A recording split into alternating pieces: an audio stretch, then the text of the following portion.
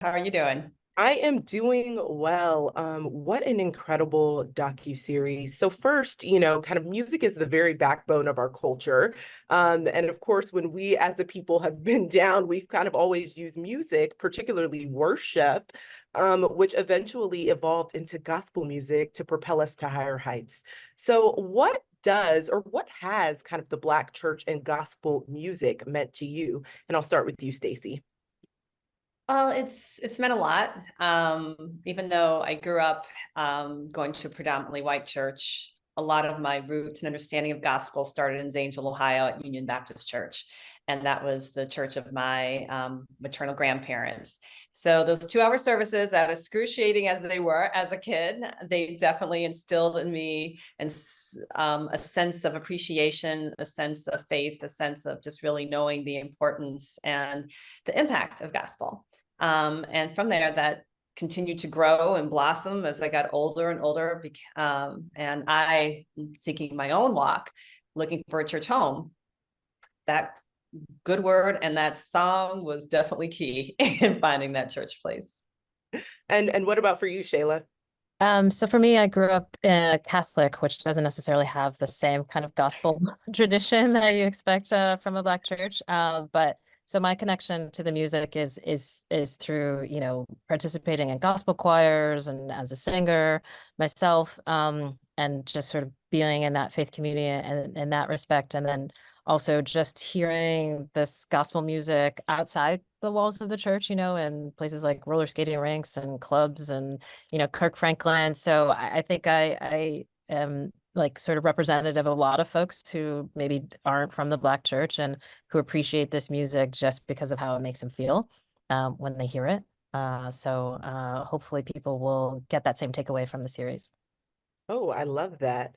Okay, so I have to ask you each kind of what personal experiences led you to really want to be a part of this docuseries? Because I appreciate how, kind of it starts with knowing that the origin of gospel music happened in Chicago, but obviously that's a result of the Great Migration, excuse me. So it has a lot of Southern roots. So for me, you really take viewers on a journey because there were a lot of things that I didn't know kind of going into it. And my roots are Southern, so that's where my kind of gospel music, kind of references come from. But yeah, please share about your personal experiences and kind of what led you to want to be directors and producers on this project specifically. And I can start with you this time, Shayla. So Stacey and I both had the pleasure of working with Professor Gates or Skip on the previous series, The Black Church, This Is Our Story, This Is Our Song. And that series kind of came out, right in the middle of the pandemic, which seemed to be right on time, even though when we produced it, that wasn't necessarily what the world that we thought it was going to be entering into. And it really resonated with folks. And I think we all felt that there are a lot of stories in that series that we weren't able to delve into, some characters, some really unpacking this cultural art form of Black expression that we couldn't really get into in that previous series. And so the ability and opportunity to really create another series around, both Black preaching and gospel music, the soundtrack of this Black spirituality was really amazing and exciting. And, like Professor Gates, because he is an esteemed professor, always likes to start everything at the beginning.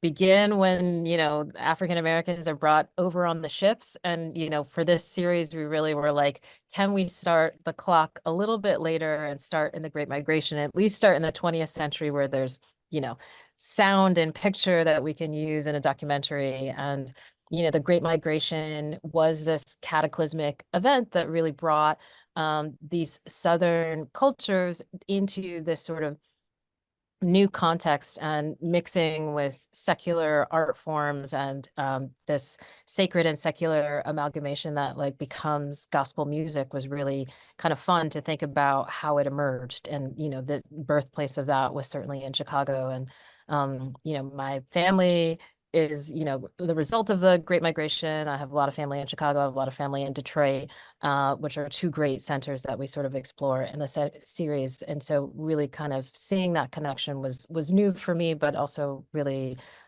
interesting history to learn and understand.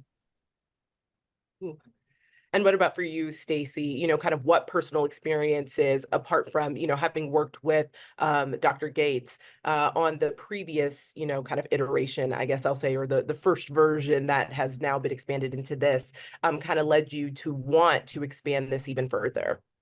Well, the chance to collaborate with Shayla is always fun. So I was like, we get to do it again. And also the chance to really tell stories that didn't make the cut in Black church and expound on stories that we didn't really get to really expand on, whether it's Mahalia Jackson or even Thomas Dorsey.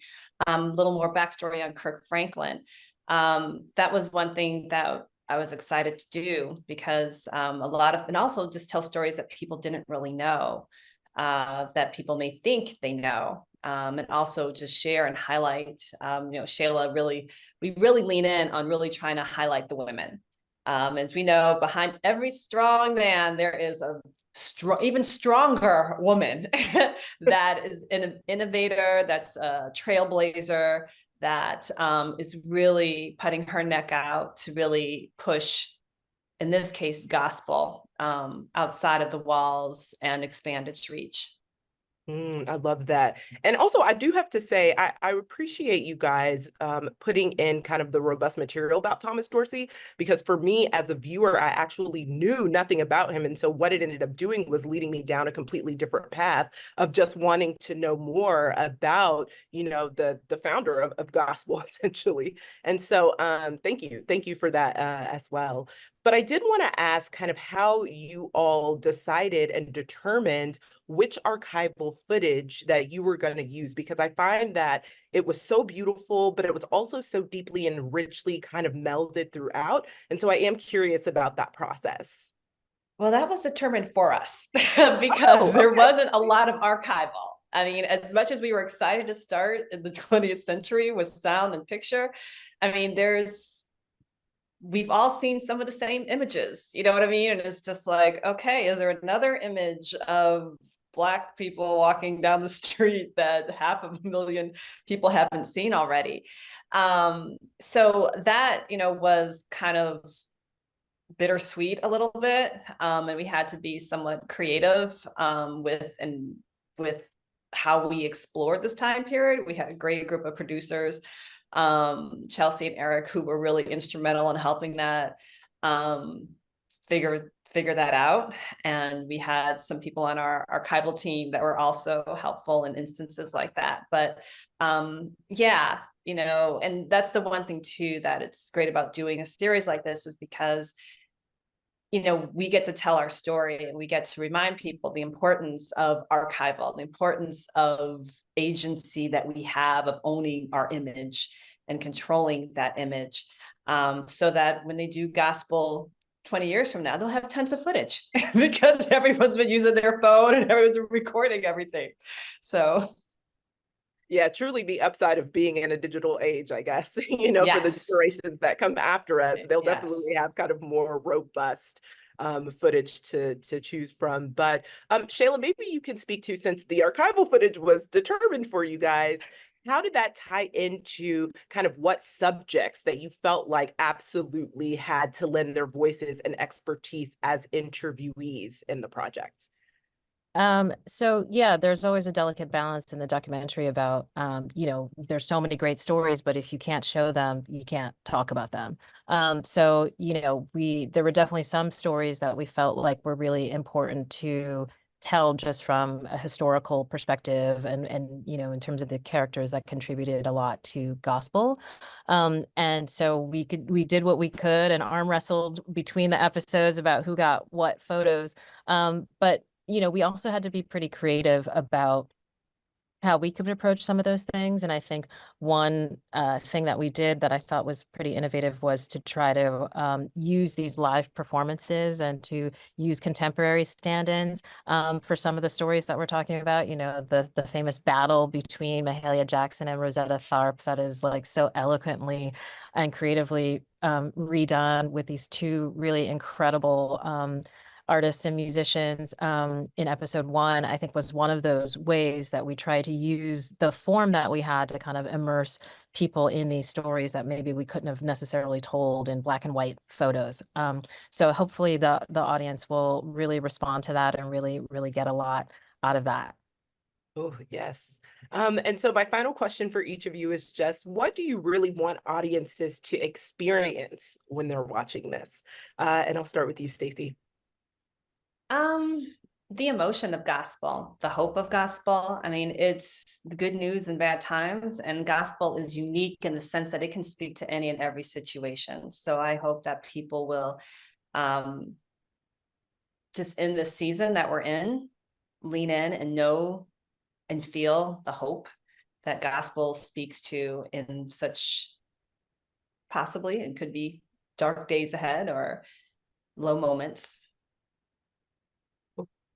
I love that. For you, Shayla? I know. I'm like, it's hard to follow because that's like exactly what I wanted to say. But I mean, I think there's something really universal about gospel music that I think is something that we kind of to touch on in the series, that it's both affirmation and spiritual sustenance for like all kinds of people. And I don't think you necessarily have to be African American or have some foundation in the Black church to be able to receive that message. And I mean, that's the beauty of music, is that it can reach people where they are, in their ears or wherever they happen to be. And so I think there is something really powerful about that connection and sense of community, and seeking comfort in a time of great uncertainty. And so I really hope people, understand the context out of where a lot of these songs emerge from, but also just take it to heart. Well, I love that. It has been a pleasure chatting with both of you. Let me just say, you guys really, really did a beautiful job. Excuse me, did a beautiful job of kind of sharing our story in this unique and beautiful and well-rounded and full way.